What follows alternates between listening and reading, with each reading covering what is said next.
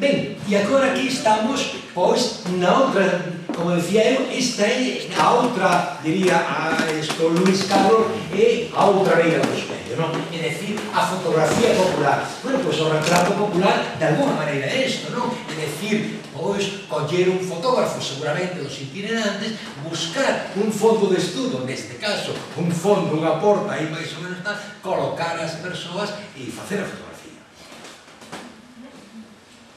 Ben, coñen esta fotografía tamén dun coñecido fotógrafo, Roixín, que, digo, polo que xa ten esta imaxe de, que acabo de decir, de estereotipo e de golpe ideolóxico. Eu, que humildemente digo, que me teño por non mal coñecedor do país, pisei os 315 concellos que o país ten, pois realmente esta imaxe é rara de ver nunha rúa, verdade? É dicir, hai unha imaxe, digamos, moi fabricada e de alguna maneira, hai anos 20, está xa algo que coñecemos ben, que é a cuestión da pose. É dicir, o fotógrafo que dirixe, señora, póñase coas mans xuntas, rezando, etc. Esta fotografía, polo seu contexto, ten toda a pinta de que é, xa digo, unha fabricación. Bueno, poño esta fotografía tamén para comparala con outra que, digamos, os monumentos, e a parte dos monumentos é a cuestión de algo que se fai preciso nunha fotografía. E farei unha pequena, digamos, un pequeno paréntese. Entre outras cousas, a fotografía destrúe, e volvo a esta cuestión da verdade e da verosimilitude, destrúe o concepto de escala. Hai un libro interesante, e que aparte por ser quen é o autor, o artigo, titúlase, un artigo, bueno, extenso, Pequena historia da fotografía, e outro artigo que se titula a obra de arte na época da súa reproductibilidade técnica. O autor é Walter Benjamin. Isto está publicado en Taurus, baixo o título de Iluminacións 3, que fai unha reflexión interesante. Sempre nos preguntamos se a fotografía é un arte, é dicir, se vemos a fotografía como arte, pero por que non nos preguntamos a arte como fotografía? E iso, esa reflexión é moi interesante, eu creo que moi pertinente, no sentido de que nós, hoxe menos pola viaxe, pero de todas maneiras hai moitos lugares que nós non coñecemos e que os coñecemos a través dunha imaxe fotográfica. Entón, nese libro que estamos nós vendo, e hoxe ese libro en gran medida tamén en internet, resulta que vemos ou ben nunha página ou ben nunha pantalla en un formato, pois ponemos por caso 20 por 30, vemos o Taj Mahal e a continuación, que bueno, pois que ten suficientes metros de fachada, e a continuación vemos unha miniatura azteca que é así, pero todo ten 20 por 30. É dicir, que a cuestión da escala tamén desaparece aí na fotografía.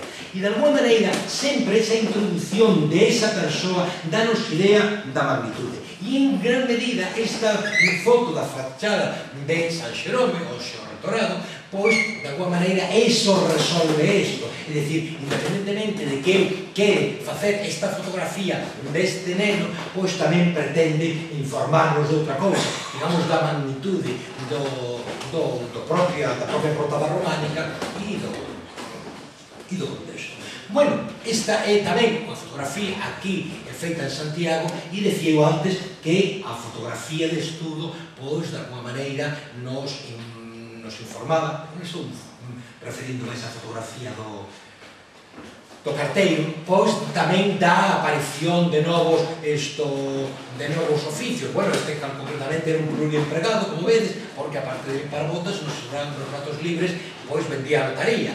E, bueno, pois, traballos como este, 1899, que son xa un primeiro xérmolo do que serán posteriores traballos documentais. Hai un extraordinario traballo documental nesta liña de as profesións de Alemanha, dun fotógrafo alemán dos anos 20-30, August Sander.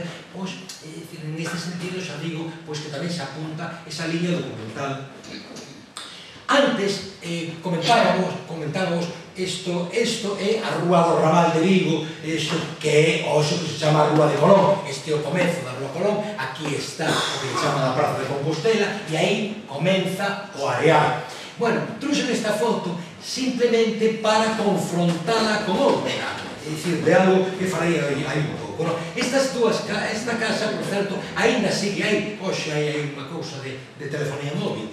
E trouxen para comparala con isto. Este é o grabado que aparece en la ilustración gallega e asturiana. Sabemos de onde, é dicir, esta foto, isto non lle puxen a data porque está no seguinte, entón sabemos que esta foto procede aí. Home, pode ser que a foto non sexa a mesma. Despois ven, claro, a creatividade do dibuixante, que mete persoas onde non as había, muda un pouco a perspectiva, etc., fai unha máis profunda, etc. É posible, non nos podemos arriscar, é posible que sexan fotos diferentes, pero tamén é posible que non.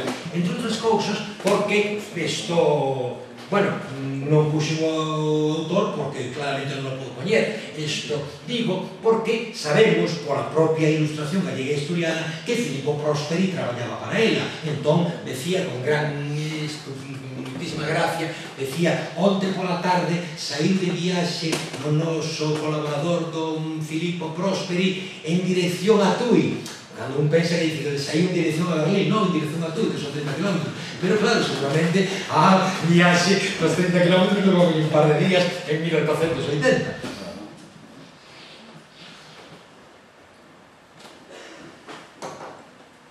E aquí tedes a comparación das dúas, porque, bueno, quería isto así de unha sentada, pois que se compararan. E aí tedes tamén, finalmente, pois o traballo de coloreado sobre a mesma, non? Ben, decía antes que sobre a cuestión informativa da fotografía, bueno, a partir de agora vou vos poñer, pois, se me ocorre algún comentario isto, procurei, dado que estamos aquí, procurei traer pois máis fotografías de Compostela que do resto do país, non? Isto, entre outras cousas, porque estamos aquí e, bueno, e cousas como estas, verdade, é dicir, algúns pabillóns como este que había no comezo do Paseo da Ferradura, que nos remiten tamén a outra época. Bueno, isto, home, sería interesante, só traigo aquí como así, como mera cuestión anecdótica, como en esos anos, e en Galicia tamén, por exemplo, hai unha extraordinaria fotografía do balneario, bueno, da Casa de Baños de Vigo, ou da Casa de Baños de Vilagarcía da Arousa, digo que tamén sería interesante facer todo un traballo de pesquisa fotográfica sobre a vida nos balnearios, que hai moito, sobre todo en forma de cartón postal. Bueno, fotógrafo coñecido, Chicharro, verdade?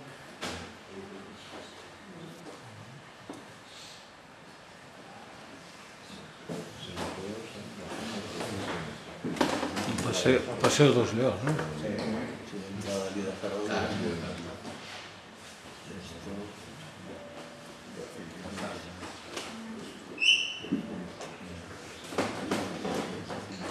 Bueno, e Casado, que, bueno, pues, Casado, que como sabedes, se chama Luis Casado, con CCA, pero que así, que, bueno, pues, que é unha persoa que con simpatías, digamos, republicanas e galeguistas no ano 36 poñenlle unha multa de 600 pesetas, que, bueno, que iso debe ser un pastonazo, 600 peras do ano 36, isto é, bueno, pois que prácticamente el xa está sacando unha colección de postais, bueno, de postais non, digamos, de cromos, ainda se poden conseguir hoxe de Galicia e digamos, co levantamento faccioso do 36, bueno, pois prácticamente isto arruínase. Bueno, e isto, de alguma maneira, son unha pura liña documental, verdade? Que outra cousa se podía facer nestes momentos.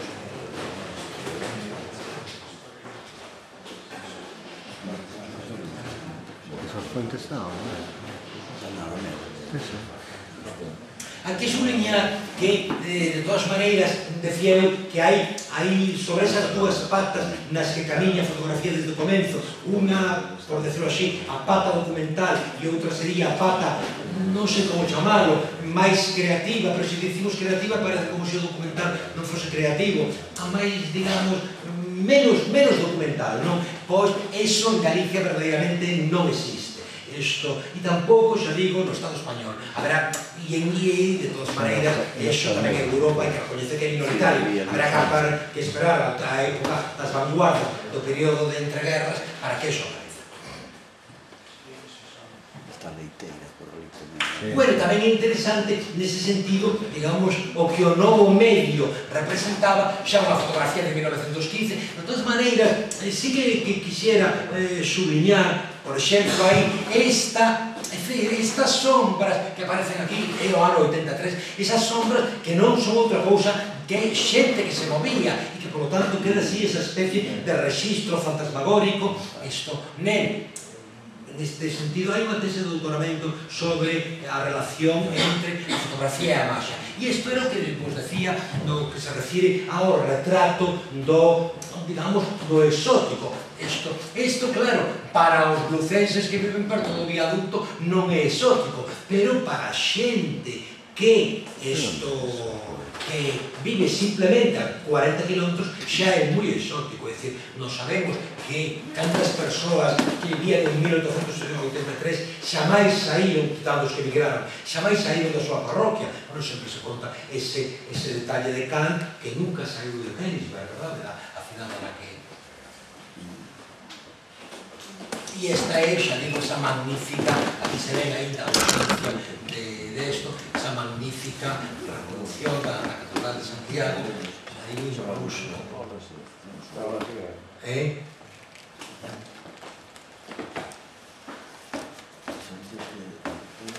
Ben, e da mesma maneira, pois que...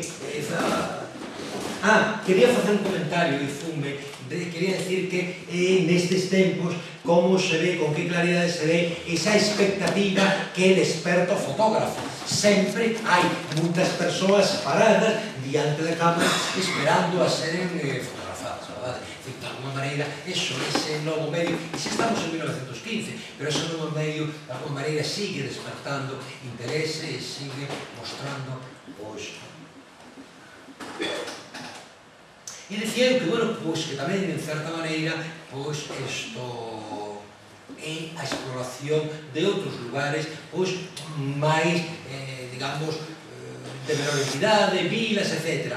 É interesante que en este período, sobre todo, este tempo, 1910, fixademos, pensemos que neste período debe ser en 1908 cando se leva, cando se produce a primeira asamblea desa agraria de Monforte, e iso todo vai desembocar no 1916 na fundación das Irmandades da Fala, e como consecuencia digo que hai unha certa sensibilidade pois galeguista ou tal que de alguma maneira se reflectirá, veremos isto no fotografado, traigo algún exemplo de grupos folclóricos e tamén aparece a cuestión fixada de museo que será posteriormente a Praza de María Pita, estaría aquí a construcción, e tamén, digamos, a fotografía reproduce o que a transformación das cidades, é dicir, obras das cidades, traigo aquí unha fotografía tamén dos primeiros, digamos, pasos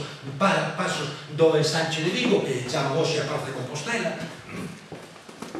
que é isto, 1890, e que realmente eso, é dicir, fixémonos, é dicir, aí detrás están as torres da colexiata e eso, é dicir, esa fachada é o único que existe, o palco da música e o resto, bueno, pois xa digo, é os comenzos da Praza de Compostela e, por tanto, é dicir, a ocupación do que chamaban, xa digo, el Sánchez, a fotografía, en certa maneira, pois tamén registra esos cambios urbanísticos e, bueno, e a nova estructuración de certas. Bueno, tamén me referi, tamén está a cuestión do traballo e trouxen aquí esta fotografía porque me recordou outra que traio a continuación. Esta fotografía, digamos, de que maneira, sobre todo aí na parte de dereita, se ve o aproveitamento do traballo infantil, digamos, do traballo infantil artesanal, non? Son unhas palilleiras. E traio outra fotografía tamén destes tempos, dun fotógrafo norteamericano, Louis Hine, que o seu traballo máis ben de denuncia da explotación é diferente a isto. Isto máis ben debemos entender como unha artesanía e como unha produción artesanal familiar, verdade? E o outro, o que está denunciando a explotación infantil nas fiaduras de Carolina do Sur. Esta fotografía, pero xa, como vemos, é produción industrial. E o tempo, pois aí estamos, non? É dicir que... Bueno, e isto é esa manifestación, é outra fotografía desa manifestación, que está perfectamente datada, e xa vedes que, polo que parece, indignados xa os había, o poderosamente indignados, xa había hai fenómenos.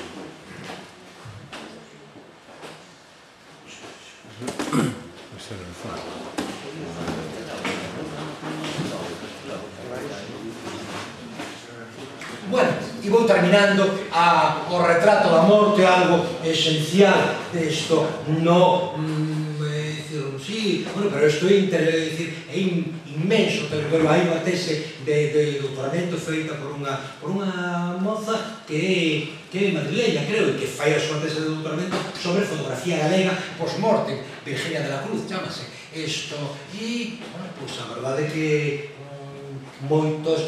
en moitas ocasións, primeiro pola mortalidade infantil brutal que existe nestos anos, e segundo pola cuestión de migración que sería na necesidade de mostrar a foto daquele neno que naceu e que ao mellor o pai cando volve xa falecera. Bueno, isto está... Bueno, a verdade tedes que perdoarme porque me estou pasando moito, pero é que a verdade é que vou aí a toda mecha, pero, bueno, que vos falaba do mundo rural, ou dos grupos folclóricos, verdade? E aquí tenemos.